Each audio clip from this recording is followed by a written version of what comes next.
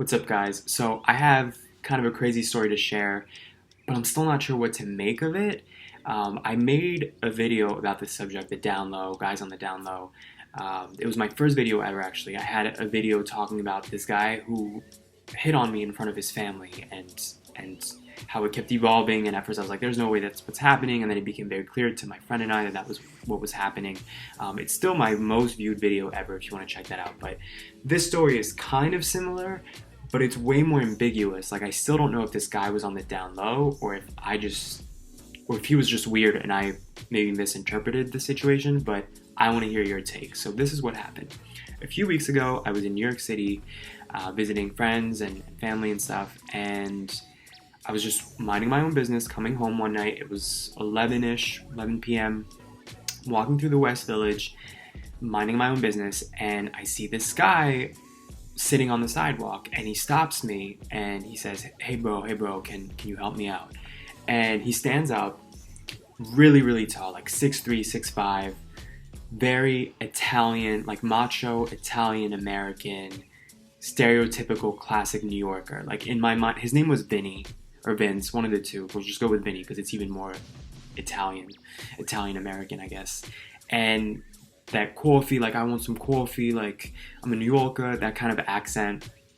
He just seemed like a character out of a movie. I was picturing him flipping pizzas in his dad's pizza shop or something, right? So anyway, I'm already intrigued by that whole phenomenon. So he tells me that he's locked out of his apartment right upstairs, right next to where we are, and that his phone is dead, and can he use my phone to call his girlfriend that's in the apartment? So I'm like, yeah, sure, whatever.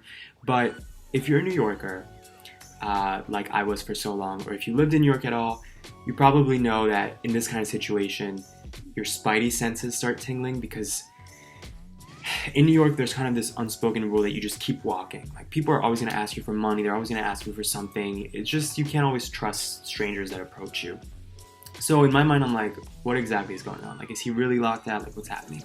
But as soon as I start to formulate these thoughts, he gives me his phone and he's like, here, you can hold on to this so you don't think I'm going to, like, run away with your phone or that I'm crazy or anything. So I'm like, all right, he's self-aware. That's good. So maybe he's not totally nuts, right?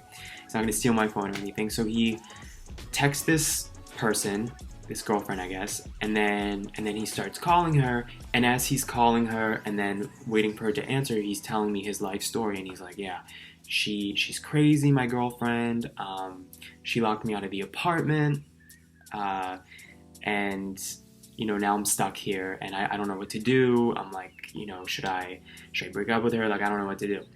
So I'm like, why are you telling me this? But I think keeping it to myself. And then she answers, and very calmly I hear her voice and him interact, and he's like, hey, I'm here, can you let me up? And she's like, yeah, sure, I'll come right down. So he hangs up and he says, yeah, man, yeah, like, I don't know. And he says, do you have time to talk? And in that moment, I feel like in any normal situation, I would have been like, I need to go home. But I was just intrigued. I was intrigued by him. I was intrigued by this crazy, like, love story. And also secretly, like, I was a little bit attracted to him. And I don't know how to explain this, but a part of me felt like, I don't know if he's telling the truth, and I almost feel like he's hitting on me. And I couldn't quite grasp it. It wasn't logical to think that, but it was almost like I had an instinct. So I was like, yeah, sure. Like, what do you want to talk about? And he goes, yeah, man, like, thanks. Yeah, thanks for listening. Yeah, I don't know. I don't know. Should I break up with her? Like, she's crazy. She's nuts and always, creating a scene. Like, look, she locked me out, but I love her. So, like, what should I do? What do you think I should do? And it's so unusual, right? Like, total stranger, and he wants drive-by advice from another stranger. And I don't know why I said this. I don't know if subconsciously this was me. I guess it was me trying to, like, get the vibe with him to see if my instincts were correct. But also just, like, without missing a beat, for comic effect too, I guess, I was like, well, this is the West Village, gay neighborhood. If I were you, I would just start dating guys. And he goes, oh, no, I'm not gay, Are you gay? And I'm like, yeah. Again, to see, like, what's gonna happen. And he says, oh, no, I'm not gay, but, like, if you were in my shoes, what would you do? What would you do? And in my mind, I'm like, this sounds like the beginning of like a porno, you know? Like he's having a quarrel with his girlfriend and he's here on the sidewalk locked out, you know, maybe we should hang out. Like I felt like that's what he was trying to initiate, but he wasn't saying that, you know? And then of course this is all happening like fast, right? So my thoughts are just going through really quickly, and I'm like, but that kind of doesn't make sense, but it also doesn't make sense to keep seeking advice from a total stranger unless maybe he's high or he's drunk or he really is like so desperate with this girlfriend situation that he just wants advice from an unbiased random person on the street. But even that's really weird. So all these thoughts are going through my head, right? He keeps talking and talking, and then I hear this female voice. I don't see her come down, but there's like some bushes in the way of the front door of the building and there's a fence. So I hear her and she's like, Vinny, I'm here, come up. And he's like, all right, 1 second. And he says, do you want to exchange numbers? And I'm like, okay. And then he starts giving me his number and he's like rushing through it because she's waiting. And I hear her in the background say something like, are you serious, Vinny?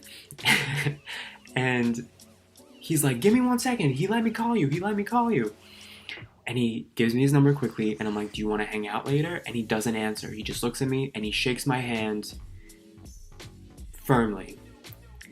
And then he goes.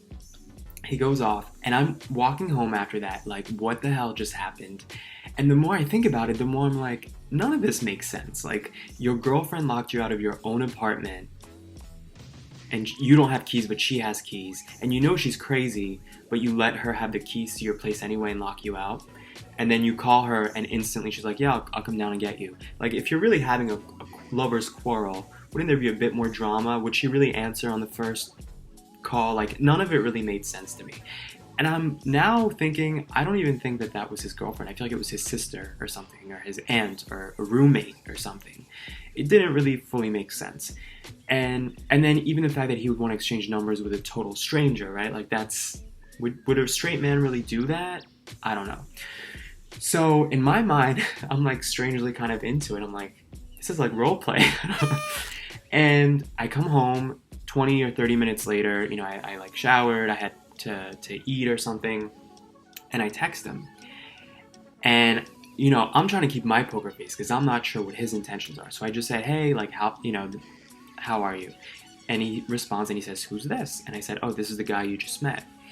And he says, oh, okay. And then I'm like, how's your night going? Again, like trying to feel it out, but not putting all my cards on the table.